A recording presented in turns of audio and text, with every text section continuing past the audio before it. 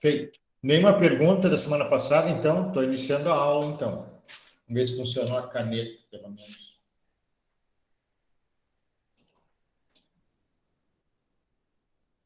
Funcionou nada. Mais gente que não quer.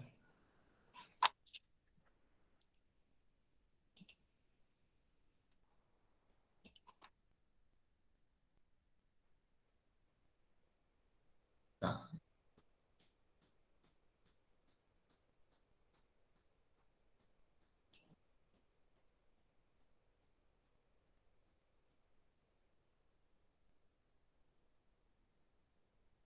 Deu. Bom, então nós vamos começar com o estudo do Código Penal hoje. Agora, esse mês todo que nós temos que ver do artigo 1º ao artigo 12 do Código Penal. O artigo 1º, quem quiser acompanhar aí no Código Penal, artigo 1º, anterioridade da lei. É um princípio que vocês já sabem, vocês já leram no polígrafo da semana passada. Diz assim: não há crime sem lei anterior que o defina. Não há pena sem prévia cominação legal. Bom, isso quer dizer o quê? Quer dizer que para existir um crime, deve haver uma lei anterior. E para que exista uma pena a ser aplicada, deve existir uma lei anterior dizendo que tal conduta é crime e a pena é tanto. O artigo 2º tem como nome iuris, lei penal no tempo. Ninguém pode ser punido por fato que a lei posterior deixa de considerar crime.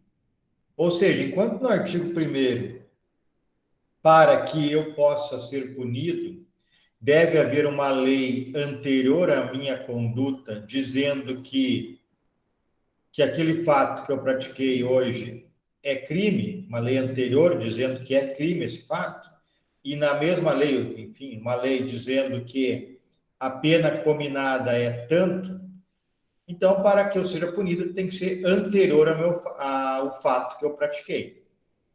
E a lei penal no tempo, diz o Código Penal no artigo 2º, que ninguém pode ser punido por fato que lei posterior deixa de considerar crime, cessando em virtude dela a execução e os efeitos penais da sentença condenatória. Bom, vamos lá. Pergunto para vocês. Alguém sabe aqui o que é ou o que era o crime de adultério?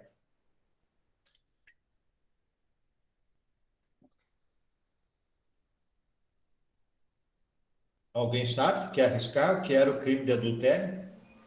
Um cônjuge se relacionar com outra pessoa que não seu cônjuge. Isso, de uma pessoa casada se relacionar com outra pessoa casada ou viver junto, cônjuge, como na época era para ser casada, né? Depois isso evoluiu. Isso foi crime até o ano de 2005. Então, como existia a lei, né? Lá pelo artigo 200 e ao pouco lá do Código Penal, não recordo exatamente qual é o número, 200 e alguma coisa, que dizia que praticar adultério era crime. E como o artigo 1º do Código Penal estabelece que para a pessoa ser punida deve haver uma lei penal e uma pena estabelecida antes do fato, e como o Código Penal entrou em vigor 1º de janeiro de 42, então as pessoas que mantinham uma relação estável, eram casados, enfim, mantinham uma relação estável, e praticassem ato sexual com outra, praticavam o crime de adultério. Em 2005, o Congresso Nacional, verificando que os costumes avançaram, que isso era uma atitude que ocorria sem muitos problemas na sociedade, verificando que era uma situação que envolvia duas partes, o Estado não tinha que interferir, né? Se alguém se sentisse prejudicado, desonrado, humilhado, poderia buscar uma reparação em outro ramo do direito, por exemplo. Então, verificando que as relações humanas avançaram, que isso não era algo assim mais tão incomum, o adultério. Em 2005 vem uma lei nova dizendo que a partir daquela data o crime de adultério estava revogado. E aí o artigo 2º entra em cena, quando diz: ninguém pode ser punido por fato que a lei posterior deixa de considerar crime. Então, não existia, só uma hipótese para exemplificar. Mas se alguém estivesse respondendo um inquérito policial, se alguém estivesse com um processo penal, se alguém estivesse preso pelo crime de adultério, como eu disse, dá para arriscar que não existia esse fato há muitos anos. Que ninguém estava respondendo inquérito, ninguém estava sendo processado, ninguém estava sendo preso. Mas a lei existia. Hipoteticamente, vamos admitir que se existisse alguém respondendo ao inquérito, ao processo ou preso, na data da publicação desta lei, esta pessoa deixaria de responder o inquérito, deixaria de responder o processo ou seria solta se estivesse presa. Porque a lei é muito clara. Ninguém pode ser punido por fato que a lei posterior deixa de considerar crime. Então, a pessoa não pode ser punida. Primeira parte. Segunda parte. Cessando, em virtude dela, a execução. Quer dizer o quê? Se ela estiver presa, cessa a execução. Então, não é só o processo e não é só deixar de ser condenada. É também, seja condenada, ser liberada. E os efeitos penais da sentença condenatória. Isso quer dizer o quê? Efeitos penais como reincidência não existirão mais, porque a lei deixou de considerar o fato como crime, e isso retroage, beneficia o réu, e ele vai ser liberado, não vai ser condenado, se estiver preso vai ser liberado do presídio, e os efeitos penais, a sentença condenatória no direito penal tem 2 efeitos, pelo menos, o efeito penal e o efeito civil. O efeito penal, então, seria a reincidência, seria a execução da pena. Nos 2 casos, então, cessam esses efeitos. Se ele já foi condenado, aí pode-se pretender uma execução civil. Isso ok? Tranquilo? Posso ir adiante? Nenhuma pergunta?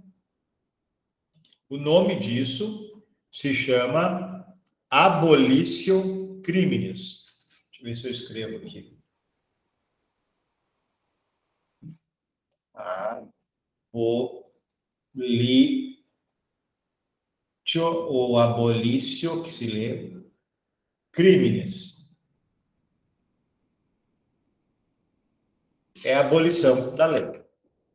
Então, no direito penal, a lei penal no tempo, que é o que nós estudamos, ela diz respeito, então, ao processo de elaboração das leis e tem a ver, nós já estudamos isso, com a ligação direta com a Constituição Federal. Nós já vimos, segundo o artigo 22 da Constituição Federal, que somente a União pode legislar sobre lei penal. A permissão para os estados legislarem, que seria o parágrafo único do 22, não existe. Deveria haver uma lei complementar que não existe. Bom, nós temos o chamado ius puniendi in abstrato, que é o quê? Existindo uma lei regularmente criada pela União, pelo Congresso Nacional, com a sanção presidencial, o que ocorrerá? O direito de punir em abstrato, ou seja, se a lei está ali no código, na lei especial, paradinha, o Estado já começa a ter o direito de punir. Só que ela é em abstrato porque ninguém ainda executou aquele fato proibido. Então, é o direito de punir em abstrato. Então, logo, nasça a lei. Posteriormente, se o sujeito, alguém concretizar a conduta proibida, aí sim nós teremos o direito de punir em concreto, que será a possibilidade de punir, né, que o Estado tem de punir. Bom, nós temos um período chamado de vacatio legis, que é vácuo na lei. Ou seja, é um período que a lei foi publicada. Vocês devem ter estudado isso lá em publicado. Em teoria, introdução ao estudo de direito, devem ter visto isso.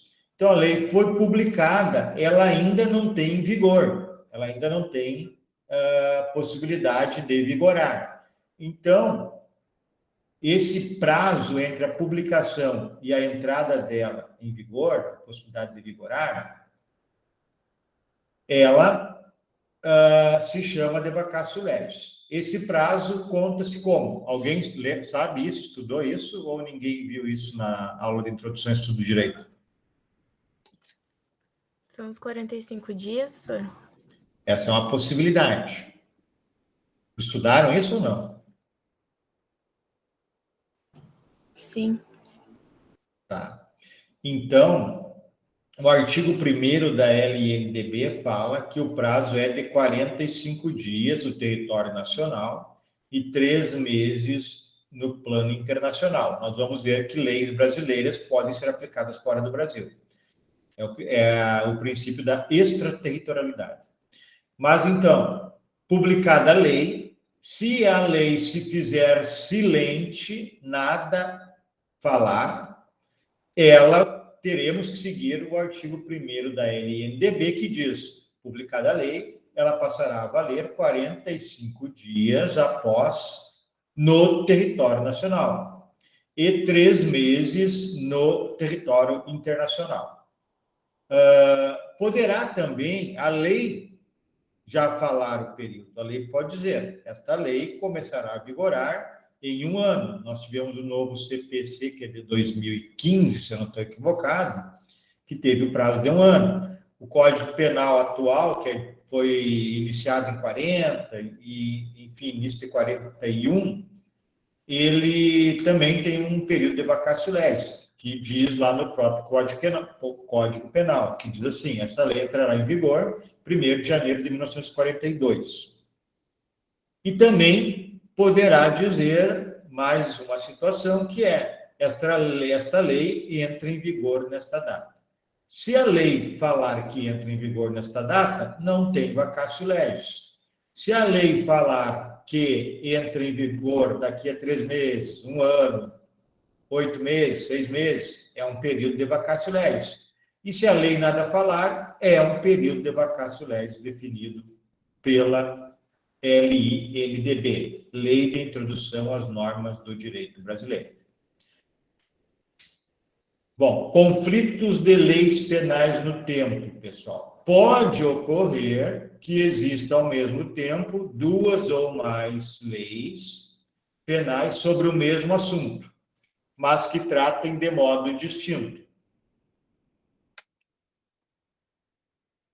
Bom, nesses casos, teremos que estabelecer qual é a lei aplicável. Por exemplo, nós tivemos uma época, a Lei 68 de 76, e ela não foi totalmente revogada, passou a existir. A Lei 10.000 e alguma coisa, que eu não recordo todo o número, é a Lei da Política Criminal, de Política de Entorpecentes. Agora, atualmente, nós temos a Lei 11.343 de 2006.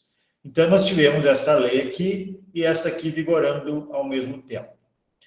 Bom, como é que eu vou fazer para resolver se eu tiver 2 leis vigorando ao mesmo tempo sobre o mesmo assunto que trate de maneira diferente? Eu vou ter que verificar qual é a vigente ao tempo da prática do ato. Ou seja, por exemplo, por essa lei aqui em 2006, na data que estava vigorando essa lei aqui em 2006, existiam muitos crimes de tráfico sendo julgados por esta lei e por esta lei. Então, eu tenho que entender qual é a lei aplicável. Se eu estou aqui, nesta data, julgando a lei existente, é essa aqui, 11.343. Mas esse fato foi praticado quando existia essa lei ou quando existia essa lei, a lei aplicável, em princípio não é essa. Então, nós veremos isso daqui a pouco. Também eu posso verificar para ver qual é a lei aplicável, se eu tenho uma revogada ou não. Se uma é anterior, a outra é posterior, também é um critério para resolver. Nesse caso aqui, dessas duas leis, as primeiras aqui, a 6368 e esta outra, elas vigeram ao mesmo tempo, mas a própria lei, essa segunda lei aqui, ela já dizia algumas coisas, como, por exemplo, que seriam aplicáveis, ou não lembro se foi revogado os crimes que tinha nessa lei, ou ela já dizia que seriam aplicáveis a parte dos crimes em espécie da lei anterior. O que ocorreu aqui? Foi criada essa lei, segunda lei, para substituir a 6368, e por algum motivo não se aplicaram os crimes que existiam nela. Foi alguma falha que teve, que não se aplicavam aos fatos os crimes desta lei. Então ficou vigendo a política nacional de drogas desta lei aqui, e os crimes eram aplicados pela lei 6368 de 76. Mas isso ficou específico, então não era problema para resolver. Bom, pela teoria da atividade, temos a da atividade e da extratividade. Pela teoria da atividade, a lei aplicada ao fato é a que vige na data do fato.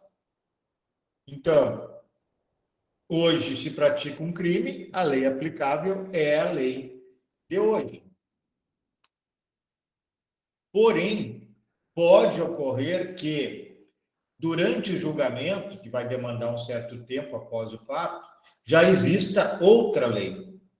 E aí eu terei um problema para definir qual é a lei aplicável. E aí nós utilizaremos os critérios anteriores. Qual é a lei vigente ao tempo da prática? Uma lei está revogada, a outra está em vigor?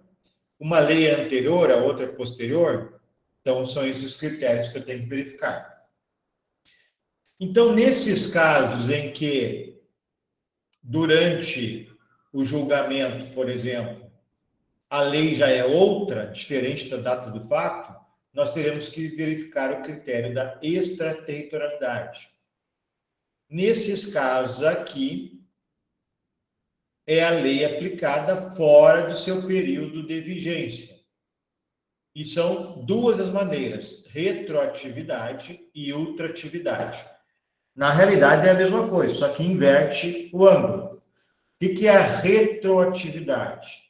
A lei benéfica retroage para beneficiar o réu. Por exemplo, crime de adultério.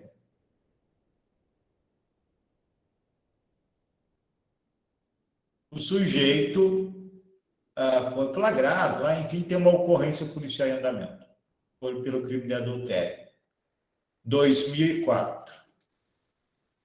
2005 ocorre a abolício crimes, que é uma lei nova dizendo que esse fato não é mais crime, que esta lei é revogada e adultério não é mais crime.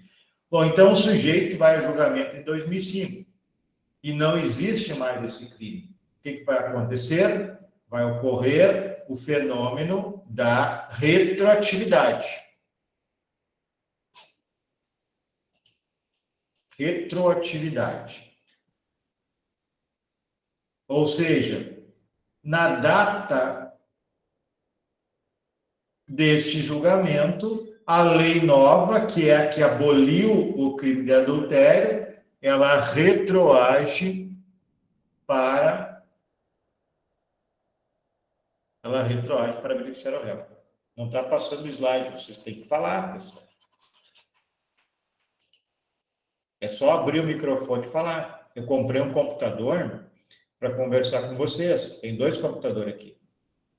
Vocês não abrem câmera, não falam. Tenham cuidado para fazer as coisas de maneira que vocês aprendam melhor.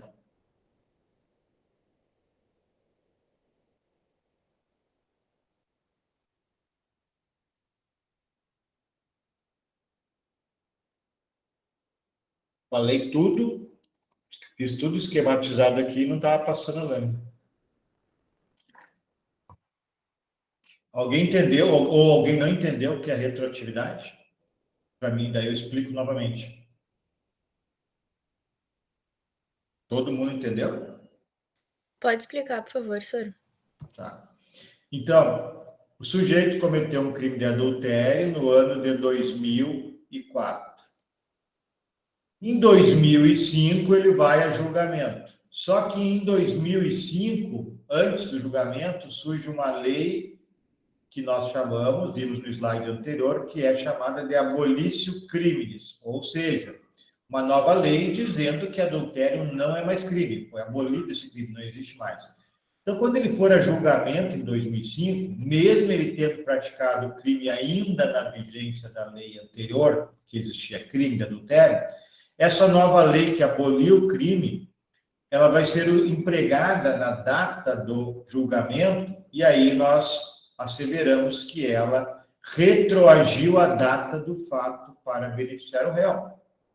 Essa nova lei retroage lá na data do fato para dizer, olha, esse fato não é mais crime. Então, como beneficia o réu, a nova lei retroage a data do fato quando o sujeito praticou o delito. E aí, a partir desse momento, então, eu não terei mais esse julgamento. Compreendido ou ficar em dúvida? Tranquilo, senhor. Tá. Bom, a ultratividade é a mesma coisa, pessoal. Só que é o inverso. O que beneficia vai para frente, tem ultratividade. Então, por exemplo, o crime de tráfico na Lei 6368 de 76 tinha pena de 3 a 15 anos. O crime de tráfico na Lei 11.343 de 2006 tem pena de 5 a 15 anos. Então, digamos que eu vou botar aqui em cima. Não, minha borracha não está apagando, não sei por quê, vou ter que verificar isso.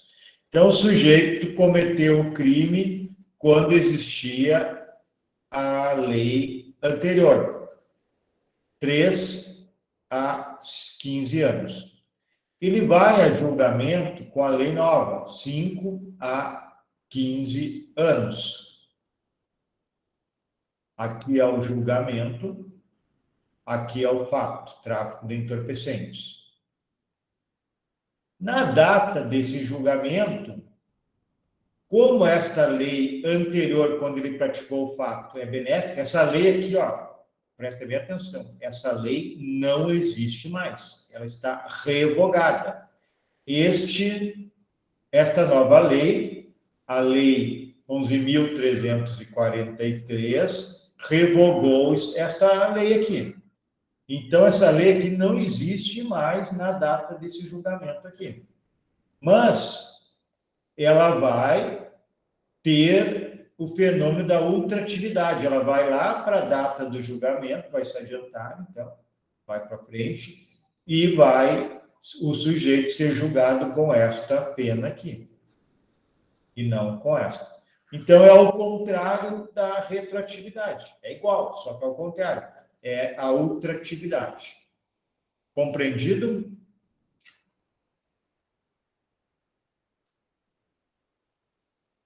Tudo bem? Sim, tudo certo. Então, vamos adiante. Exemplo 1. O artigo 28 da Lei 11.343 é consumo de entorpecentes. Determinou a imposição exclusiva de penas alternativas. Isso quer dizer o quê? Que quem seja flagrado portando entorpecente para consumo, ele não poderá receber pena de prisão. Outras penas, desde advertência até internação, para tratamento químico.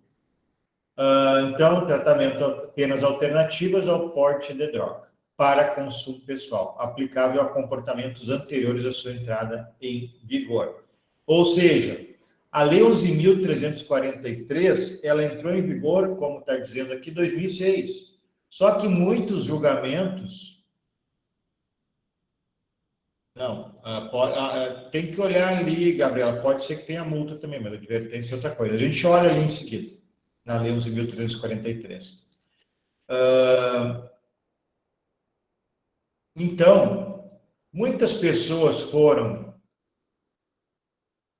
a julgamento quando já vigia a Lei 11.343 de 2006, mas tinham praticado crime pela lei anterior, 6368 de 76.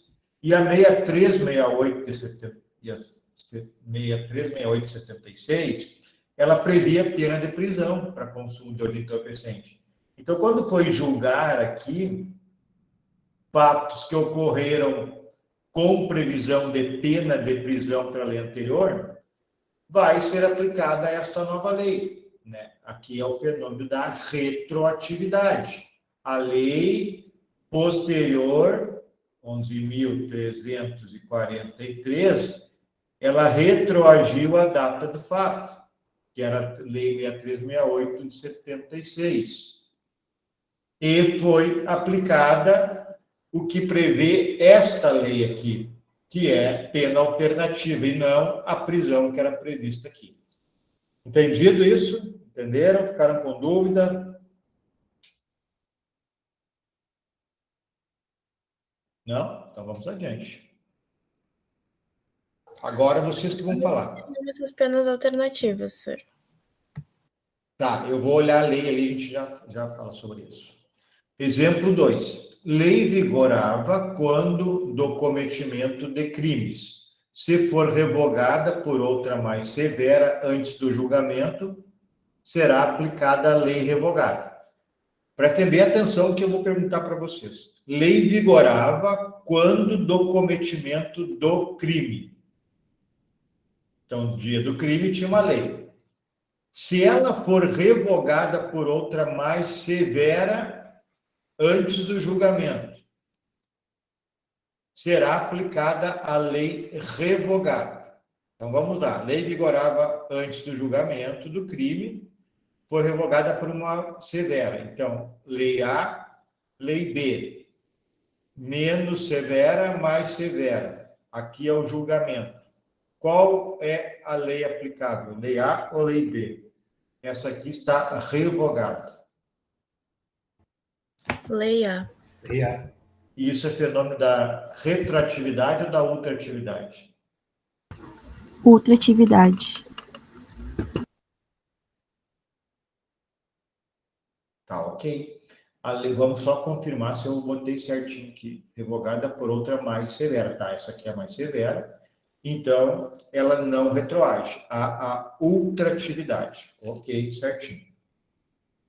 Bom, deixa eu ver ali a lei lá do entorpecente.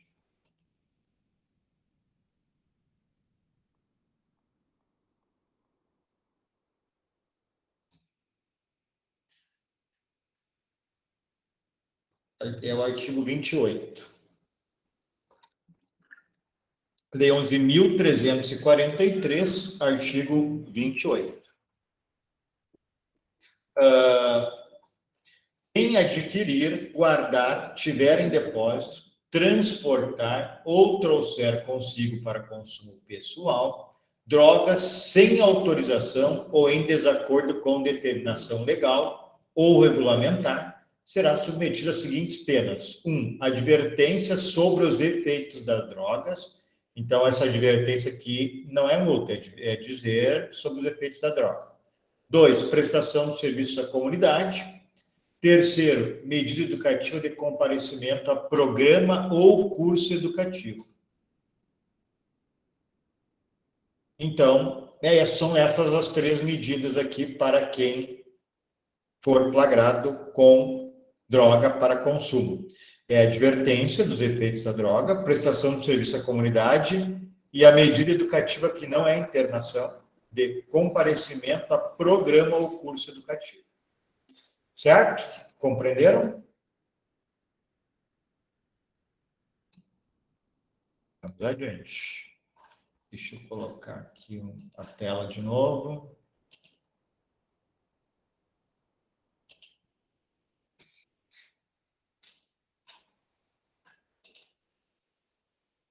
No exemplo 2, a gente viu um complemento.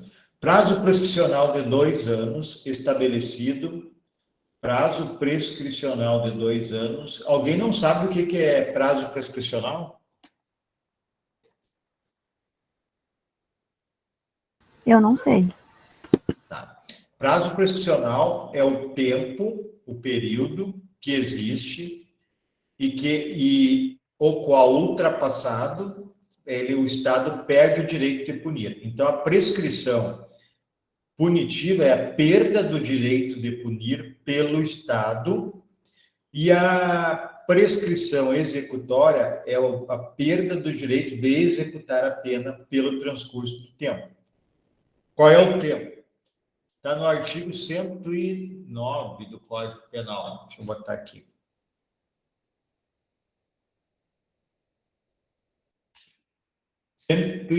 Ó. A prescrição antes de transitar em julgado, a sentença final, salvo o disposto no parágrafo 1º do artigo 110 deste Código, regula-se pelo máximo da pena privativa de liberdade combinada ao crime, verificando-se. Então, aqui só um exemplo, ó, o inciso 1. O sujeito cometeu um homicídio, pena 6 a 20 anos, homicídio simples. Pena 6 a 20 anos. Ele ainda não foi julgado, ele está respondendo. Então, a única pena que eu conheço é a que é possível de aplicar. Isso se chama pena em abstrato ou pena combinada. Porque eu não sei qual é a pena, não foi condenado, não foi aplicada a pena. Então, a pena em abstrato para o crime de homicídio simples é reclusão de 6 a 20 anos.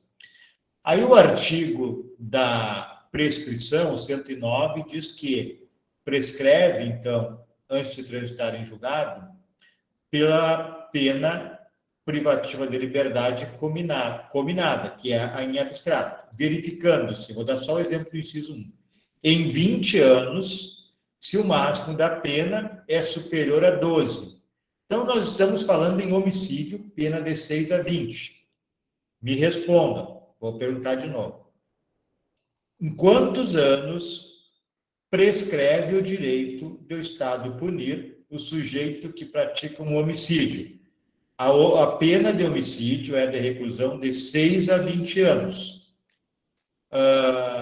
O artigo 109 diz que regula-se a prescrição pelo máximo da pena privativa de liberdade, combinada ao crime.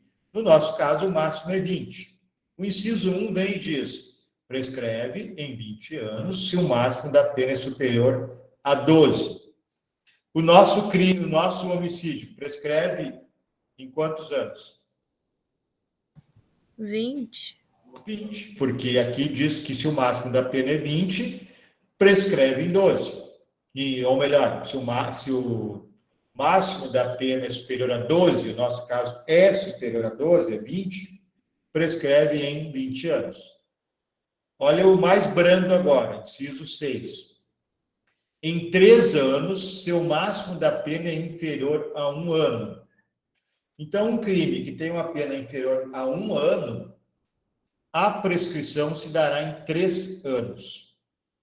Ou seja, o Estado tem 3 anos para punir o indivíduo. Obviamente, isso é aqueles crimezinhos que vão para o JEC, né? Contravenção penal. O crime de lesão corporal, artigo 129 do Código Penal, tem uma pena que acho que de até 1 ano, se não estou equivocado. Vamos ver aqui, 129.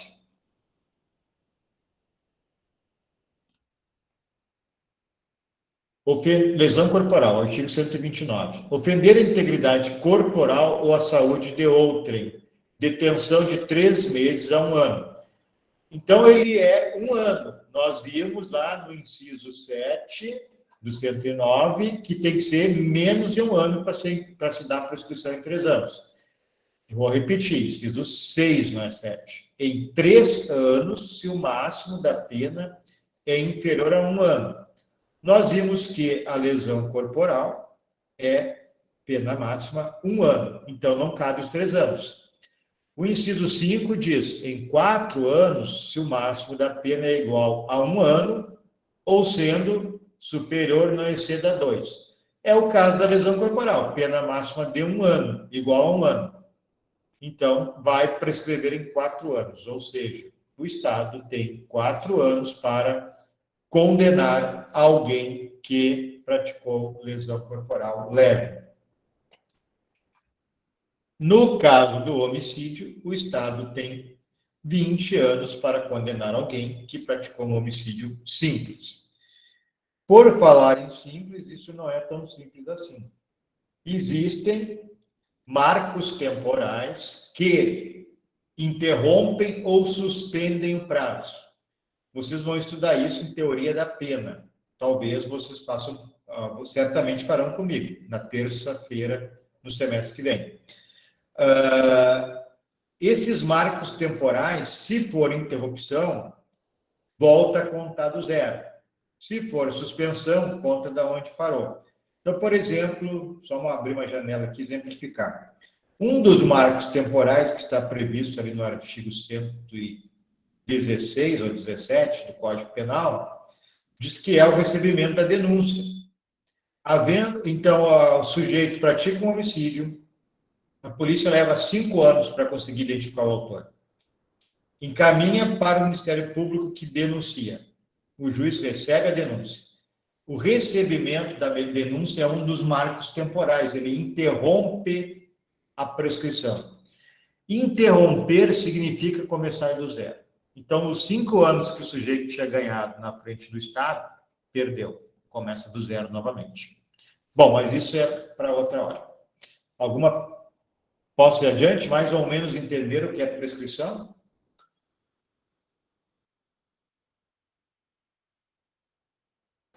Sim. Então, vamos lá.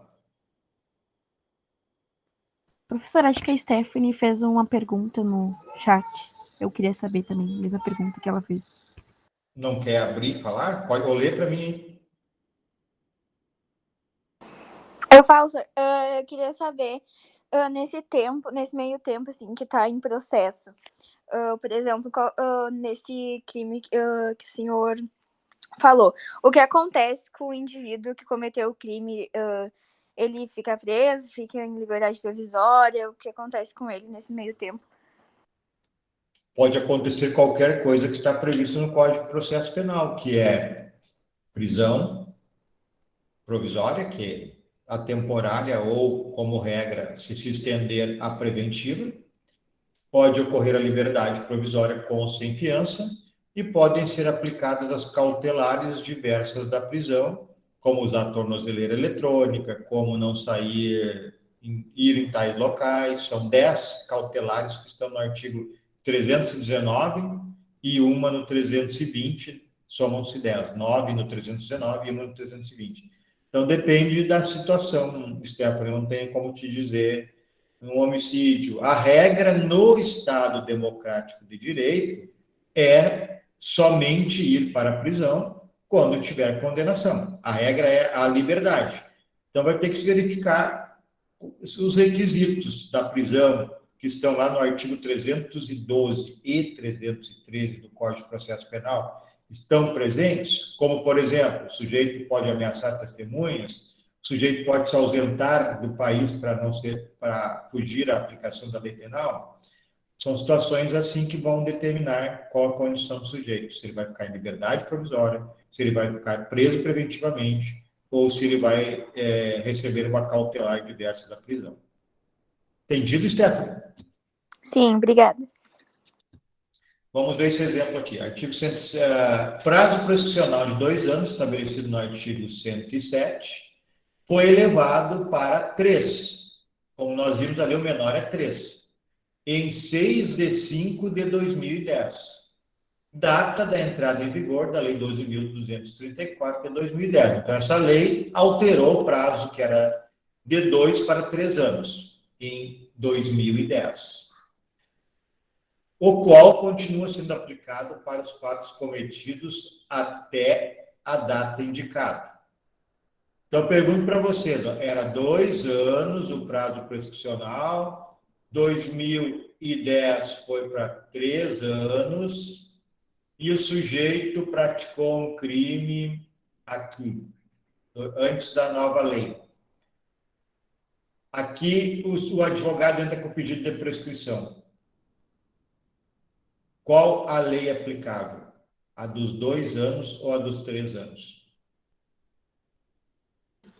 Dos 2 anos? Dos 2 anos. Isso se chama retroatividade ou ultraatividade? Ultraatividade. Isso aí.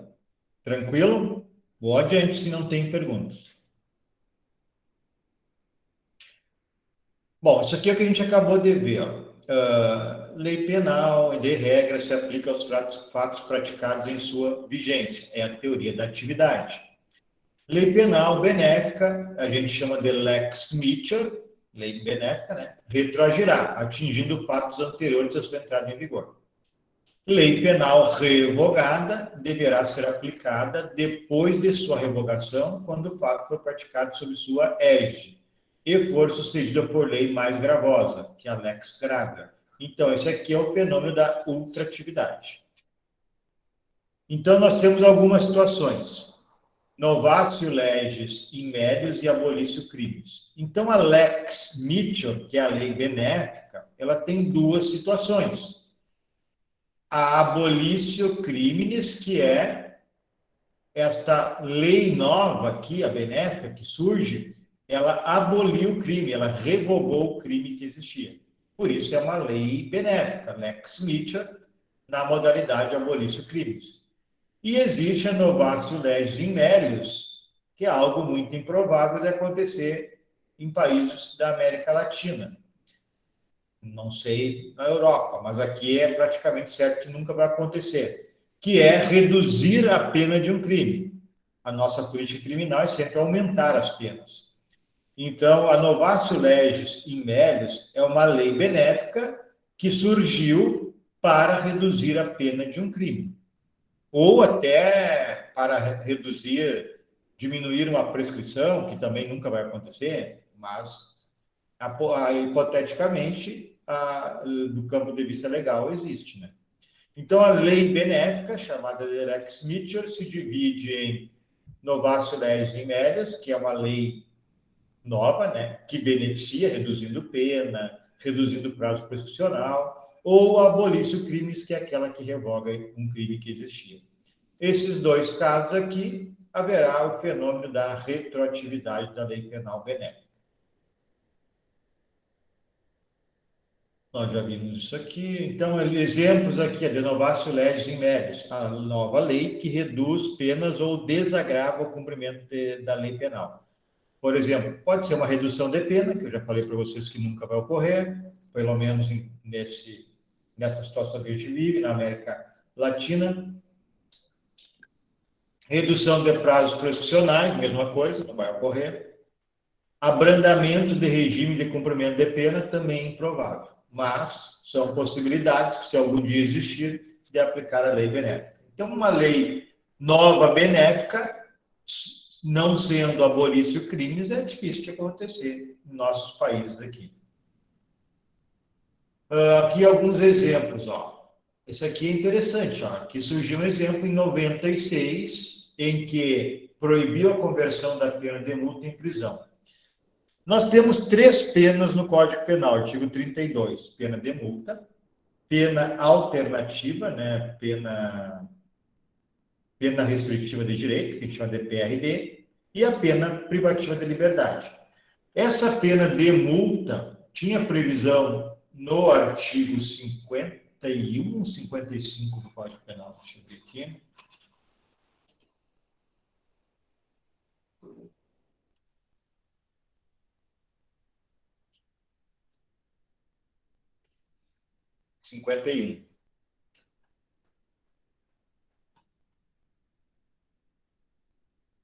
Conversão da multa e revogação. Transitada em julgado a sentença condenatória, a multa será executada perante o juiz de execução penal e será considerada dívida de valor.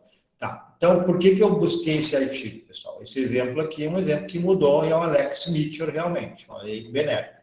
Em 96, houve uma alteração deste artigo 51, e agora em 2019 de novo, mas antes, se o sujeito tinha lá a multa, a PRD e a PPL, conforme eu falei para vocês. Pena de multa, 32 do Código Penal. Pena de multa, pena restritiva do direito ou PPL, pena privativa de liberdade. Depende do crime que o sujeito cometer. Se ele cometesse um crime com previsão que era possível aplicar somente a multa, e ele era multado pelo juiz, se ele não pagasse, havia possibilidade de converter essa pena de multa em pena de prisão. Então, com uma modificação em 96, proibiu essa conversão da pena de multa em prisão e determinou que fosse cobrada como dívida de valor. Então, isso é uma lei benéfica, uma lex Mitchell.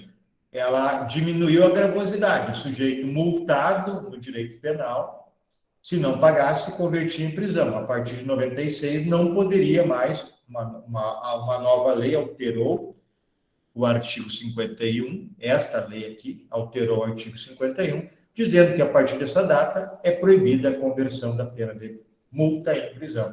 Então, é uma lex Mitchell, uma lei benéfica. Iria retroagir para todos os casos que existissem e que fosse possível essa conversão. Então, iria incidir e não mais haveria conversão da pena de multa em prisão. A Lei 9.714 de 98 também é uma lei, a Lex Mitchell. Ela ampliou o rol de penas alternativas. Então, essa PRD aqui, ó, ela passou a incidir em mais casos que anteriormente. Então, por exemplo, um sujeito praticou um crime e ele não estava no rol das possibilidades de substituir a pena privativa de liberdade pela pena restritiva de direito. Com esta lei aqui, se aumentaram as possibilidades. Então, o sujeito que praticou um crime iria ser condenado, se fosse condenado a uma PPL, esse sujeito poderia ser beneficiado por esta nova lei aqui, que introduziu novas possibilidades de pena restritiva de direito. Então, o caso de Lex Mitchell retroagiria para beneficiar o réu. Tudo bem aqui? Tranquilo? Nenhuma dúvida?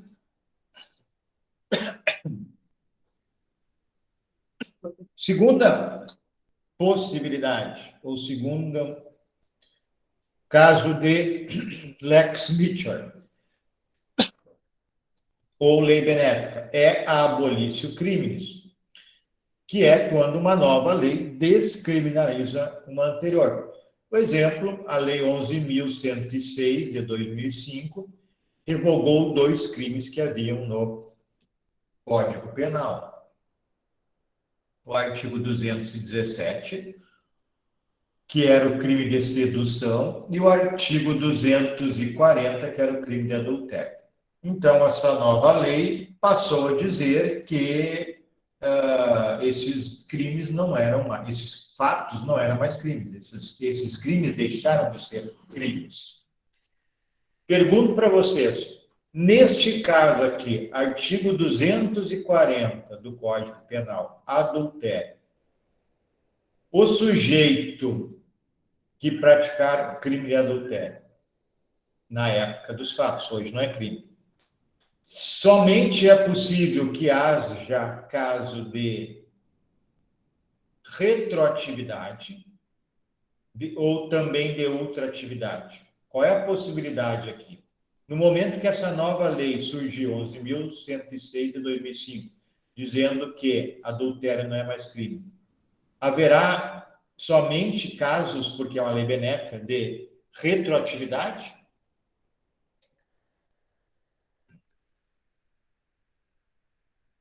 Vocês estão com a palavra.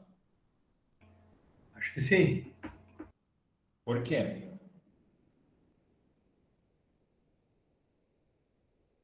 Porque ela é benéfica? Seria? É, só que essa é uma possibilidade. Alguém mais?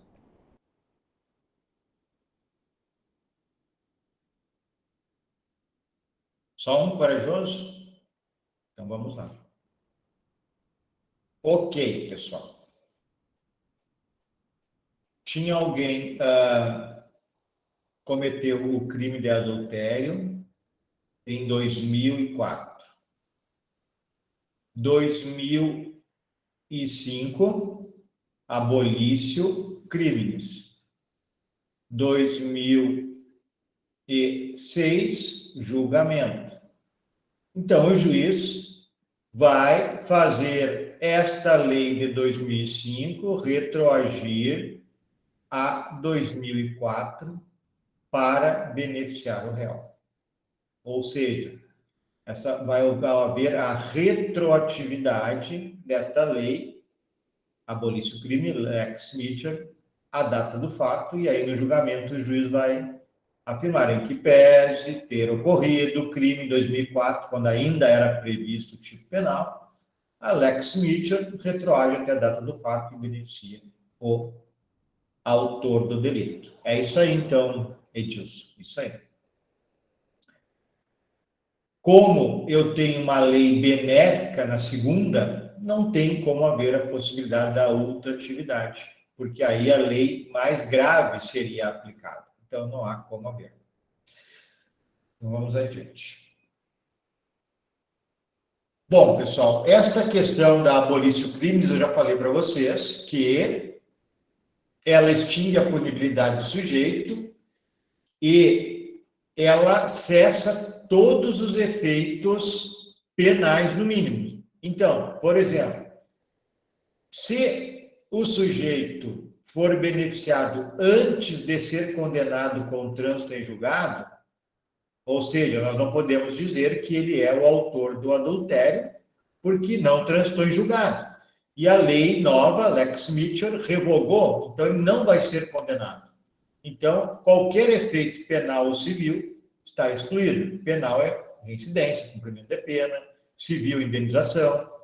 Agora, se foi depois do trânsito em julgado, da sentença penal condenatória, o sujeito foi condenado por adultério, a Lex Mitchell sobrevém e diz que não é mais crime, mas ele foi condenado, transitou em julgado. Então, os efeitos penais, como reincidência e, obviamente, cumprimento de pena, são extintos. Mas se mantém os efeitos extrapenais, por exemplo, esse aqui da Constituição Federal, que é a questão do voto.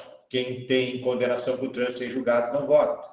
Perda de objetos que, porventura, tenha utilizado no crime que praticou.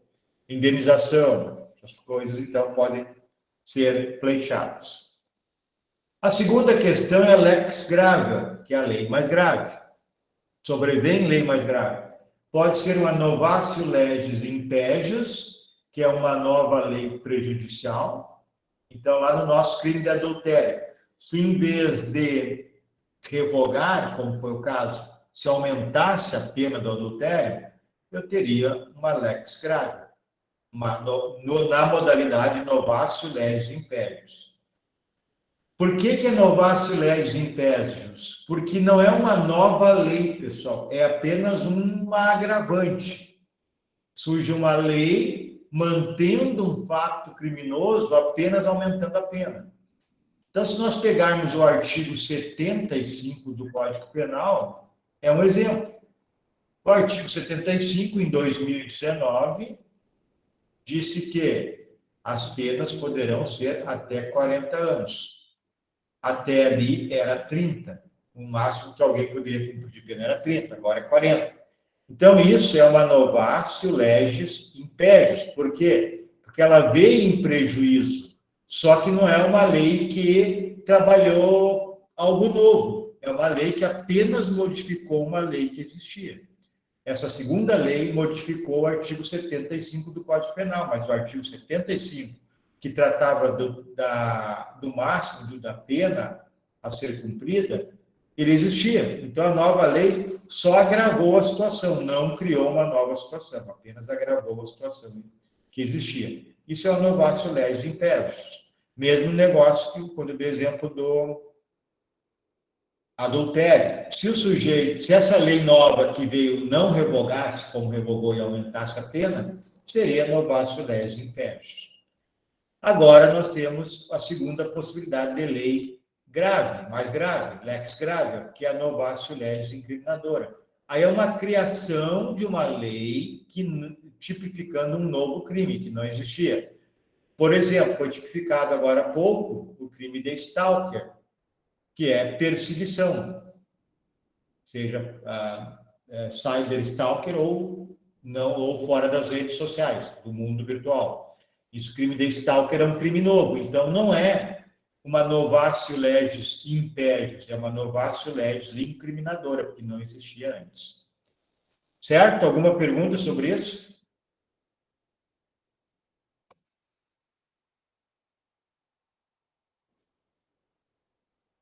Bom, os exemplos de novatio legis impedius, que é uma nova lei, né, que trabalha algo em prejuízo numa lei já existente.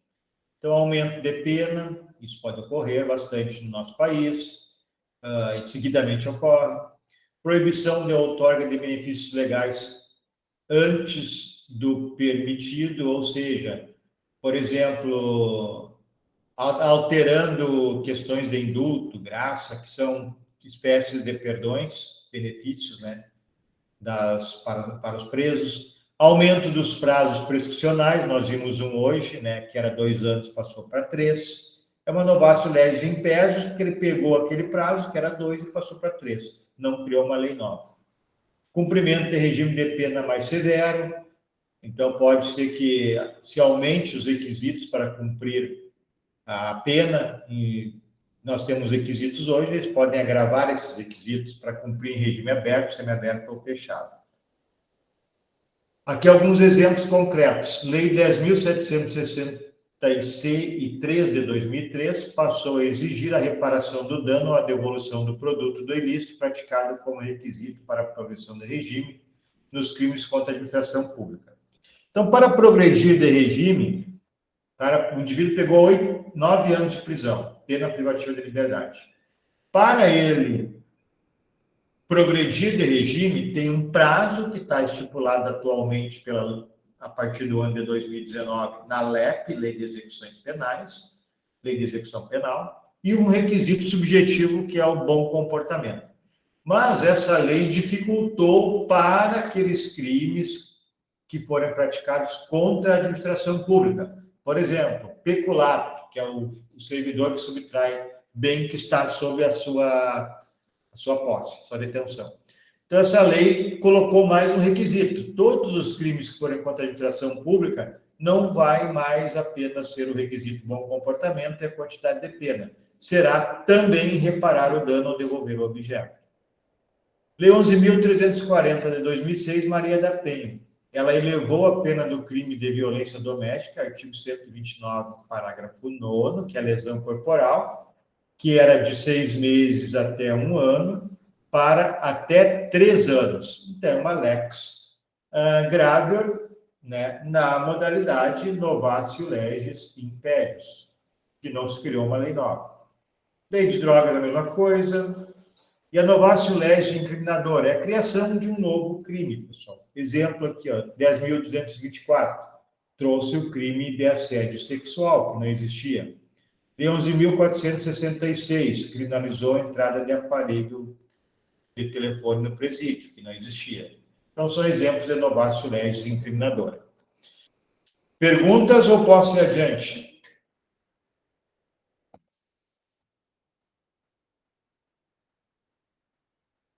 Vou adiante.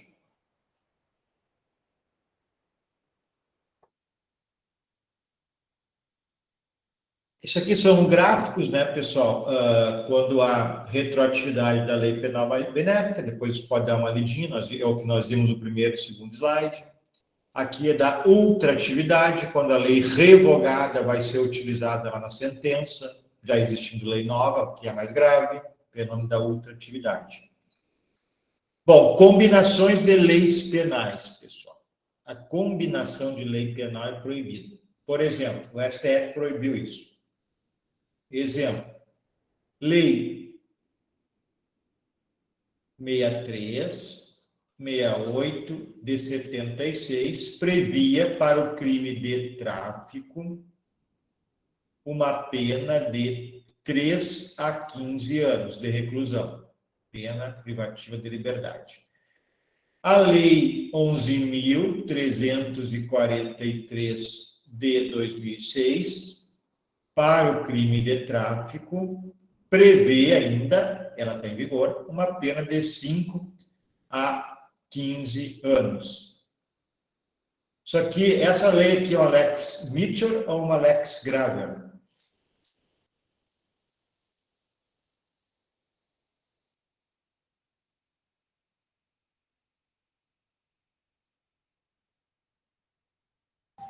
Graver. Tá. E ela é uma, dentro da classificação da Lex Graver, ela é uma novatio legis impedius ou uma novatio legis incriminadora? Impédio, senhor. Impedius, perfeito. Já existia o crime, apenas aumentar a pena. Bom, só que essa lei aqui tem um parágrafo no artigo 33, que é o de tráfico, acho que é o parágrafo 4º, vou buscar aqui para vocês.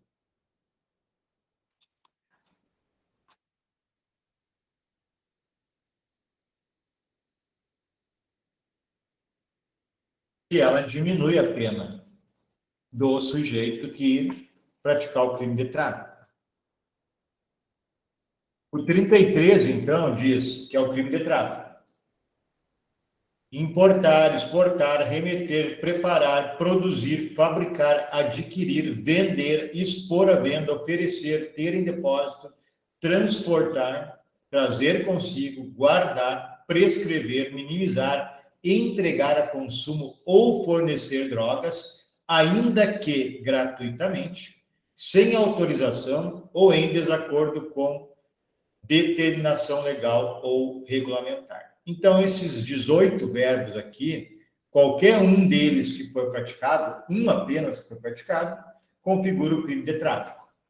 Pena 5 anos a 15 anos de reclusão. O parágrafo 4º diz assim, que é aí o exemplo que eu vou dar para vocês.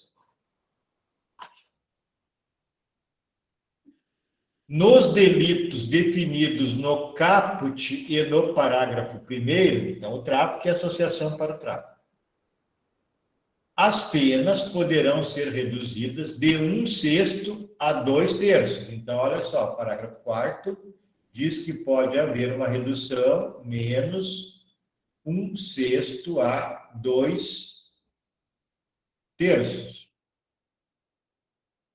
Nos delitos previstos no caput e no parágrafo 1º deste artigo, as penas poderão ser reduzidas de 1/6 a 2/3.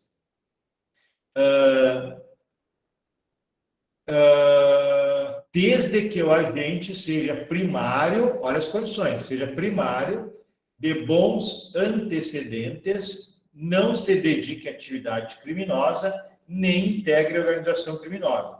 Então, se o sujeito for primário, bons antecedentes, e não fizer parte de crime organizado, organização criminosa, se ele pegar uma pena entre 5 e 15 anos, ele poderá pleitear essa redução de 1/6 a 2/3 na pena.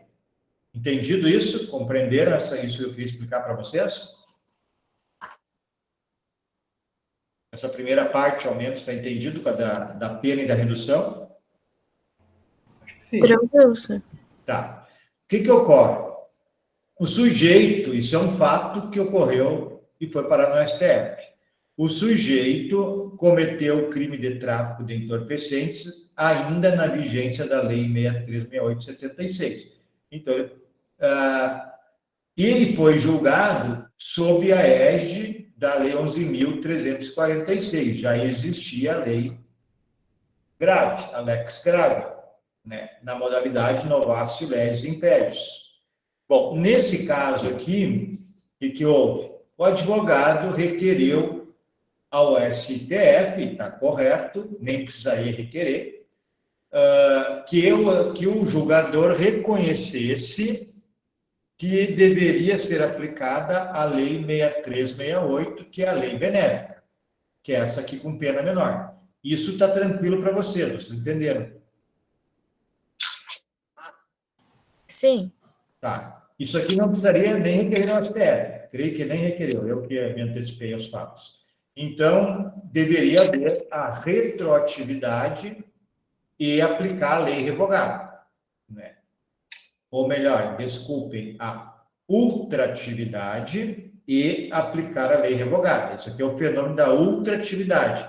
A lei já revogada vai ser aplicada lá no julgamento, já existindo uma lei mais grave. Então, fenômeno da ultratividade.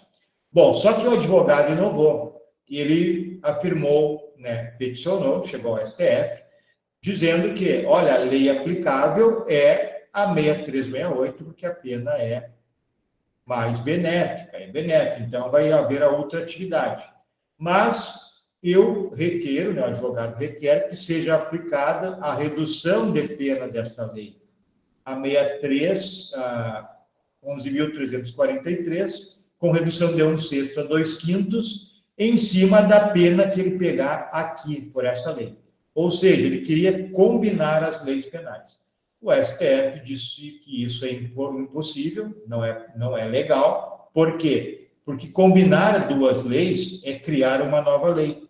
E criar uma nova lei, quem tem que fazer isso não é o Poder Judiciário, é o Poder Legislativo.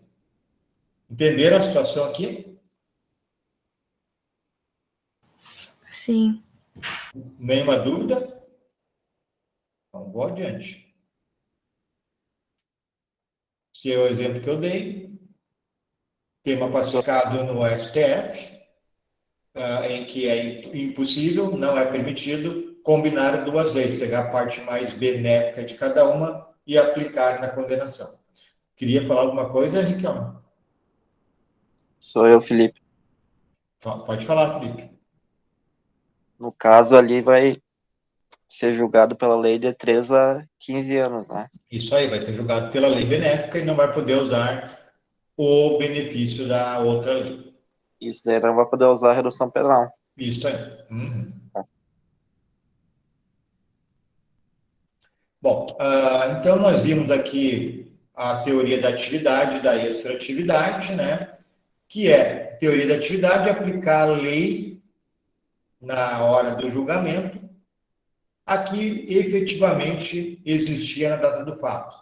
E teoria da extratividade é aplicar uma lei anterior ou posterior, uma lei revogada ou uma lei nova que beneficia. Então, na extratividade, nós temos a retroatividade e a ultratividade. Isso aqui nós já vimos. Aqui tem só um exemplo, vocês podem ler depois. São 3 casos em que tem. Aqui, nesses 3, sempre vai ter um caso de retroatividade ou de ultratividade.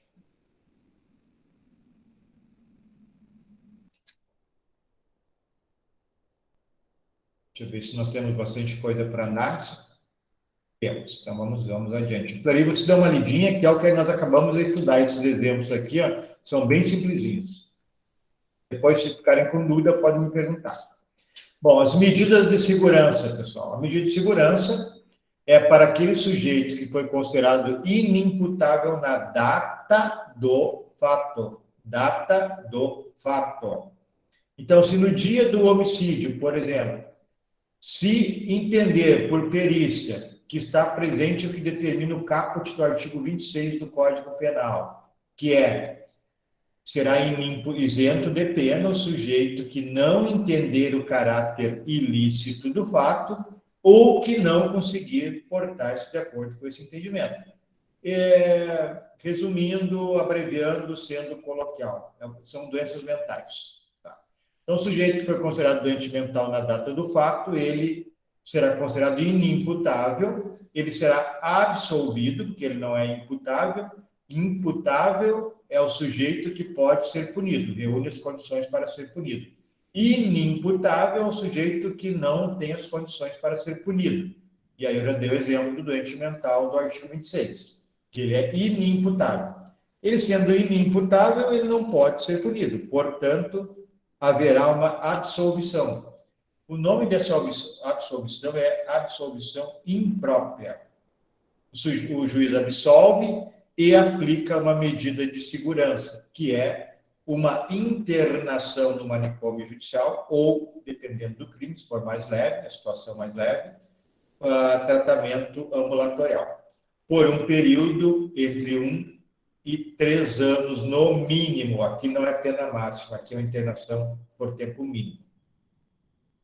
Expliquei tudo isso para vocês para dizer que se houver reconhecimento do STF, se houver uma lei benéfica, ela também retroagirá nestes casos. Como a lei também severa, haverá o fenômeno da ultratividade. Agora nós temos, por exemplo, a pena máxima passou de 30 para 40. Tempo de prisão máximo de 30 para 40. Então, sujeitos que estavam com uma internação, por exemplo, no manicômio judicial, eles poderiam ficar 30. Só que agora eles vão sair, está escrito que é 40. Eles vão usar o 30, fenômeno da ultratividade. Bom, quem é que tem competência para aplicar a lei penal benéfica? Sempre o juiz, em qualquer fase, mesmo que seja no inquérito policial, o delegado não tem autonomia, vai ter que encaminhar o juiz pedindo para o juiz determinar que pare a investigação, porque o juiz é o competente para aplicar a lei nova, benéfica. No processo, a mesma coisa, e se for na fase de execução da pena, lá na prisão, será o juiz da execução que irá determinar a aplicação da lei nova. Bom, aqui eu tenho os crimes permanentes e crime continuado. O que é um crime permanente, pessoal? Vocês lembram? Nós já vimos isso, né? Lembram ou não? Sequestro, por exemplo? Isso aí, é um exemplo. Deixa eu abrir aqui a súmula 711 para mostrar para vocês. 711 do STF. Então, os crimes permanentes são aqueles crimes que a consumação se prolonga no tempo. Ou seja, qual é o normal de um crime? Artigo 121, homicídio, matar alguém. A consumação se dá no momento da morte, do momento em que atirou e matou. Isso é um crime instantâneo. O crime permanente é aquele que essa consumação aqui, ela se prolonga no tempo. Extorsão mediante sequestro. O sujeito foi tirado da liberdade dele hoje, levado para um cativeiro, ficou 6 meses lá no cativeiro. Quando, no 6º mês, a polícia encontrou e liberou. A consumação se deu aqui, no dia da liberação. Então, essa lei foi se consumando dia após dia, e a consumação efetiva se deu no dia que houve a liberação. Isso é o crime permanente. Bom, a súmula 711 do STF tem a ver com o que nós estamos estudando. Por que eu falei em crime permanente agora que nós estamos estudando a questão da lei Lex Mitchell e Lex Krager?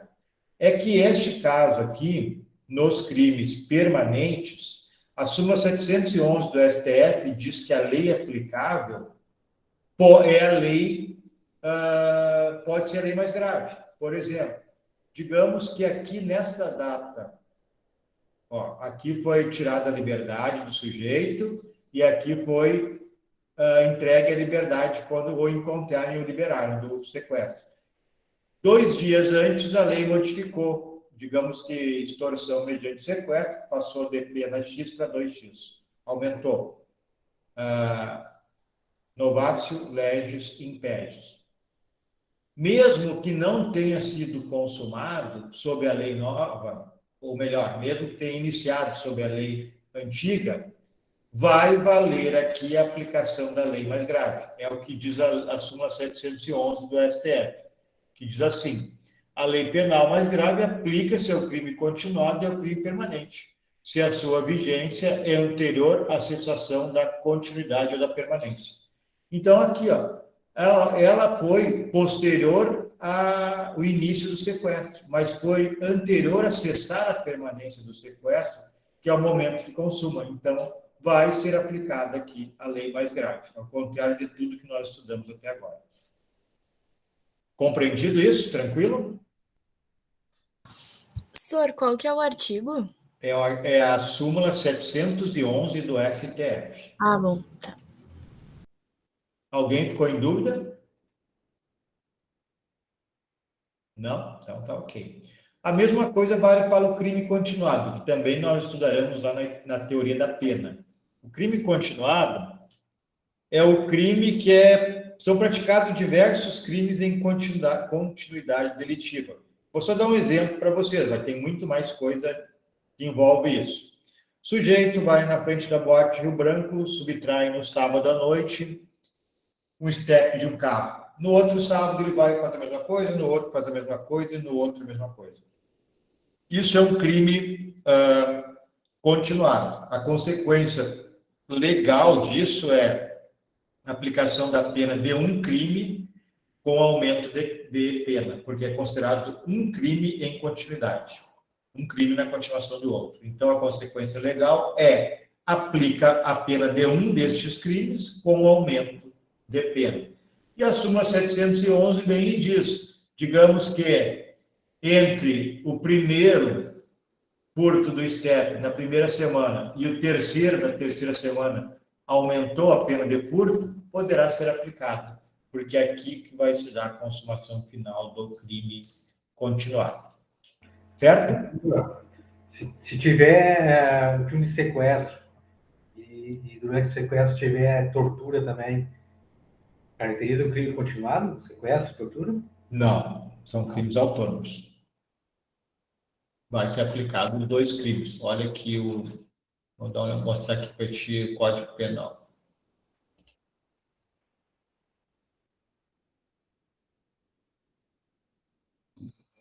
Artigo 159, eu acho que é. Deu certo aqui a minha. Decreto-lei. Não, essa aqui não é, estou botando errado. Quero Código Penal. Acho que é isso aqui. Também, né?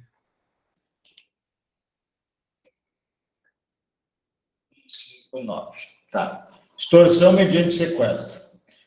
Sequestrar pessoa com o fim de obter para si ou para outrem qualquer vantagem como condição ou preço do resgate. Pena, reclusão de 8 a 15 anos. Parágrafo 1º. Se o sequestro dura mais de 24 horas, se o sequestrado é menor de 18 anos ou maior de 60 anos, ou se o crime é cometido por bando ou quadrilha, né, é associação criminosa agora, a pena aumenta de 12 a 20 anos. Se do fato resulta lesão corporal de natureza grave, reclusão de 16 a 20 anos. Se resulta morte, de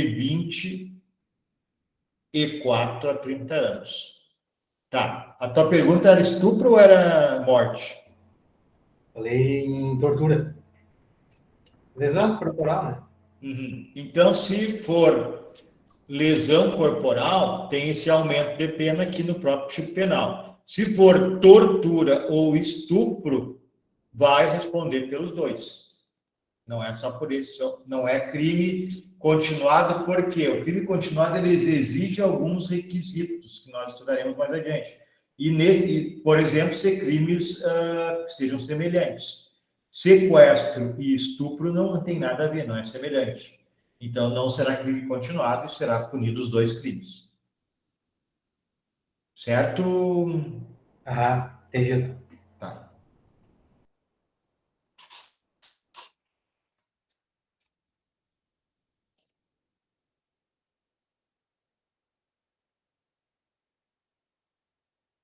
Lei excepcional temporária, pessoal. O artigo 3º do Código Penal, vou ler aqui para vocês. Artigo 3º. Ele trata da lei excepcional ou temporária. Diz assim, ó. Passei. A lei excepcional ou temporária, embora decorrido o período de sua duração ou cessadas as circunstâncias que a determinam, aplica-se ao fato praticado durante a sua vigência. Bom, o que é uma lei excepcional ou temporária? É aquela lei, como o nome está dizendo, que é criada por uma razão excepcional ou por um período de tempo. Então, nós estamos vivendo a época de pandemia, foi criada uma lei por motivo excepcional, que é a pandemia. E ela traz ali a aplicação de crimes do Código Penal. Poderia ser uma lei, me parece, agora não quero falar errado, mas eu vou falar hipoteticamente, então, a lei da Copa do Mundo, ela me parece que ela foi criada por um período de tempo, de tal dia a tal dia, e previa lá algumas possibilidades criminais. Vamos dizer que sim, não me lembro com certeza absoluta, mas vamos supor que ela foi criada por um período de tempo. Então, ela é chamada de lei temporária, porque ela tem tempo pré-definido. A lei excepcional não tem tempo pré-definido. Ela tem uma duração de enquanto durar a excepcionalidade. É o caso da pandemia. Enquanto durar a pandemia, a lei está em vigor. Então, qual é a diferença para tudo que nós vimos? Até agora, nós vimos que o momento que a lei deixar de existir, for revogada, ocorre a abolício crimes e o sujeito não será mais punido. E se já está cumprindo pena, será liberado. Então, lembrando, a regra geral é havendo abolício crimes, o sujeito deixará de responder o crime que praticou. Agora, a regra da lei excepcional ou temporária do artigo 3º é diferente. Se o sujeito praticou o delito durante o tempo em que a lei temporária define o período que a lei temporária está em vigor, aí aqui deixou de estar em vigor. O que vai acontecer? Não acontece abolício crimes. O sujeito vai responder podendo ser punido, condenado. Mesma coisa a excepcional. Durante a pandemia, terminada a pandemia, a lei deixou de vigorar. Se o sujeito cometeu um crime, não vai haver abolício crimes no dia que a lei deixou de vigorar. Poderá, depois de julgado, ser condenado e punido. Entenderam a diferença da lei para a lei excepcional e temporária?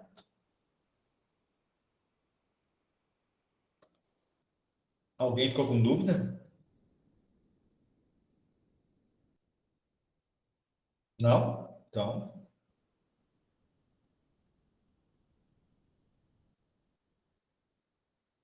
Aqui mais exemplos.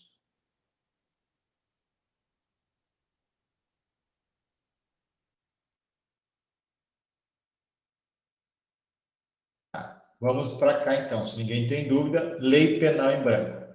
O que é uma lei penal em branco, pessoal? A lei penal em branco é aquela lei que possui um preceito primário incompleto. Qual é o preceito primário? Vamos lá. Lei penal, artigo 121. Matar alguém. Pena, reclusão, 6 a 20 anos, homicídio simples. Esse aqui é o preceito primário, que é o tipo penal, a descrição do fato a ser punido, e esse aqui é o preceito secundário, que é a pena. Bom, a lei penal em branco é aquela que ela possui preceito primário incompleto, ou seja, ela está no tipo penal incompleto. Eu não consigo aplicar a lei porque ela é incompleta. Então, ela necessita de um outro provimento jurídico para completá-la a fim de que eu possa utilizá-la. O caso aqui mais comum nosso é o tráfico de entorpecentes, a lei de política criminal sobre drogas no Brasil.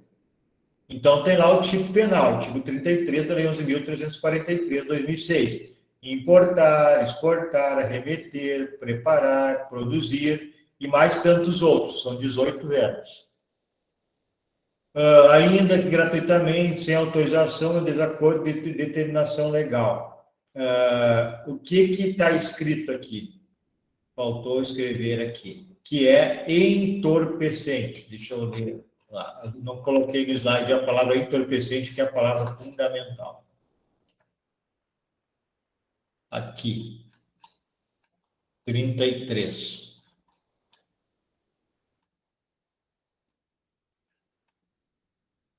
Importar, exportar, remeter, preparar, produzir, fabricar, adquirir, vender, expor à venda, oferecer, ter em depósito, transportar, trazer consigo, guardar, prescrever, ministrar, entregar a consumo ou fornecer drogas. Drogas.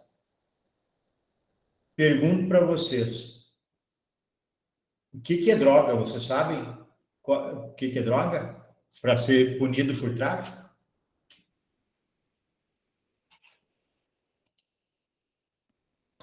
Tudo que for ilícito? No campo das drogas, tu quer falar? O problema é eu saber o que é droga. Isso. Ó, importar, exportar drogas. Mas o que é drogas? Não está dizendo aqui. Inclusive, tem drogas lícitas e tem drogas ilícitas, que é o que tu quis falar. Mas ainda não é essa a resposta. Drogas, eu não sei o que é drogas. Cachaça é droga, maconha é droga, lança-perfume é droga. Eu não sei, não está escrito no preceito primário. Então, eu preciso de uma lei que complemente, um diploma legal que complemente. Nesse caso da lei de drogas, é uma portaria da Anvisa. Aqui, ó. Uma portaria que a Anvisa emite dizendo quais são as drogas proscritas ou ilegais, né, no Brasil. Então, aí sim eu posso aplicar essa lei, porque eu vou complementar. Bom, eu expliquei isso para vocês porque a lei penal em branco também tem a questão da retroatividade. Digamos assim, hipoteticamente, que o sujeito foi condenado por tráfico lá de maconha. E aí veio uma lei dizendo que vender maconha não é mais crime. Só hipoteticamente, isso não está por acontecer. Então, nesse caso, vai haver a retroatividade desta portaria aqui. Digamos que esteja na portaria, uma droga comprada no Uruguai, lá, sei lá, lança-perfume. O sujeito foi preso por vender lança-perfume. Era uma droga que se vendia aí nas festas de carnaval ali. Então, digamos que esteja na portaria como proibido. O sujeito foi pego vendendo isso, foi preso por tráfico. Aí a portaria nova vem e diz, a partir de agora, lança-perfume não é mais não é mais droga proscrita, droga proibida. Então, vai retroagir essa portaria, a data do fato que o indivíduo praticou a venda do lança-perfume, e ele não será punido. Uma retroatividade benéfica.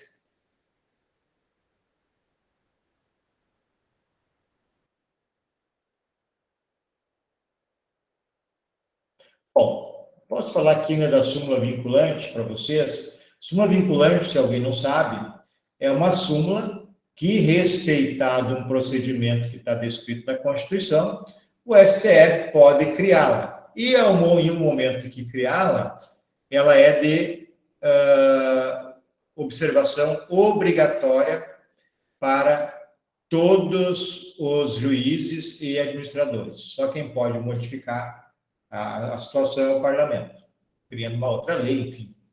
Mas, então, por exemplo, a súmula, acho que é a 11, da algema, se criou uma súmula vinculante no STF que a algema só pode ser usada em casos de necessidade para conter o sujeito, para preservar a integridade física dos agentes ou dele próprio. Bom, então a súmula vinculante, ela também poderá ter uma aplicação retroativa. Se vier uma súmula vinculante beneficiando a situação anterior, se retroage, beneficia o réu. Se vier uma súmula vinculante que seja gravosa para o fato que o réu praticou, não poderá retroagir. É simplesmente isso, a súmula vinculante. Deixa eu parar de compartilhar aqui. Alguma pergunta? Alguma dúvida?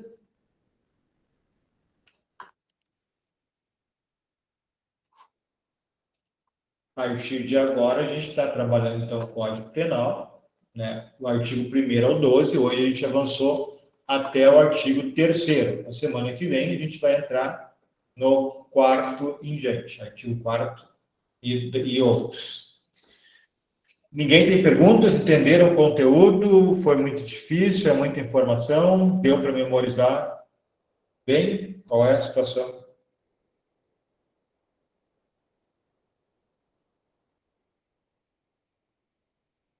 Nenhuma? Acho que foi tranquilo, sir. Então, tá bem, pessoal. Então, se não tem perguntas da aula de hoje, nem do polígrafo que eu pedi para vocês lerem, então, deixei meu boa noite a todos. Boa noite, professor. Obrigado. Até mais. Boa noite. Boa noite a todos.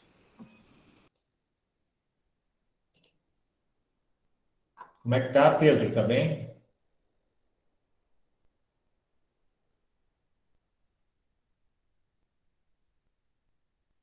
Não muito. Já te falei, né? Se tu quiser uma hora conversar comigo, que estou aí para te ajudar. Estou sempre no escritório aqui, só me manda um WhatsApp. Estou à tua disposição. O negócio é tu enfrentar as coisas de frente. Tá ok?